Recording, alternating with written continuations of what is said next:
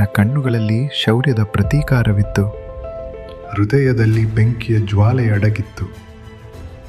ಅವನ ಆಗಮನವೇ ಶತ್ರುಗಳಿಗೆ ಸಿಂಹ ಸ್ವಪ್ನವಾಗಿತ್ತು. ಆ ಕ್ರೂರ ಹೆಜ್ಜೆಯ ಹಿಂದೆ ಇರುವ ಹೆಸರೇ ಅವನಿಗೆ ಅಸಾಧ್ಯವಾದುದಿಲ್ಲ. ಅವನ ಎದುರಿಗೆ ನಿಂತವರು ತಮ್ಮ ಜೀವಿತವನ್ನೇ ಕಳೆದುಕೊಳ್ಳುತ್ತಿದ್ದರು. ನ್ಯಾಯವನ್ನು ಮರೆತಿದ್ದ ಶಕ್ತಿಯ ರೂಪ ಅವನೇ.